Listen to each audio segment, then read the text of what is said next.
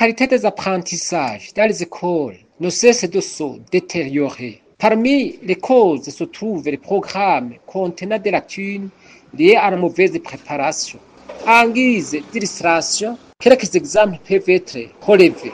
Les leçons de français en première année fondamentale devaient être introduites par l'usage des radios. Ces dernières ne sont pas disponibles dans les écoles. Par ailleurs, la compréhension à l'audition n'est pas possible car l'enfant n'a pas encore maîtrisé le français langue étrangère. Ainsi, l'enseignant se trouve embarrassé. Le programme de Kirundi en première année fondamentale combine le programme de première année et de deuxième année de l'ancien système. L'enseignant est confronté à la vasteté des contenus et est obligé de courir avec le temps. Dans pareille situation, la compréhension de l'élève est impossible. Les mathématiques en quatrième année fondamentale s'enseignent en français alors que l'élève n'a pas encore maîtrisé cette langue. La compréhension de la matière devient difficile, même les spécialistes ont montré que l'enfant est à l'aise quand il apprend dans la langue maternelle. Au niveau du quatrième cycle de l'école fondamentale, le programme de sciences et technologies combine 5 disciplines: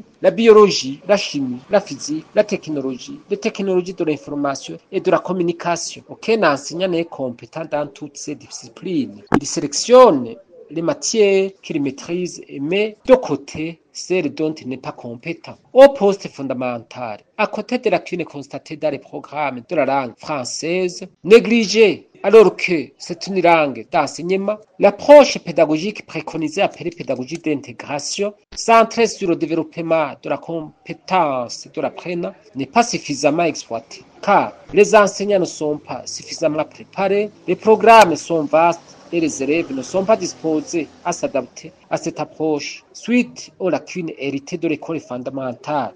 Les réformes éducatives exigent des moyens financiers importants, comme l'a indiqué le ministre ayant l'éducation dans ses attributions devant l'Assemblée nationale, car à côté de la révision des programmes, il est nécessaire de mettre à jour les connaissances des enseignants, de multiplier les documents quelquefois imprimés à l'étranger. Toutefois, nous demandons au gouvernement de réunir les moyens nécessaires dans l'intérêt des apprenants et de la nation tout entière.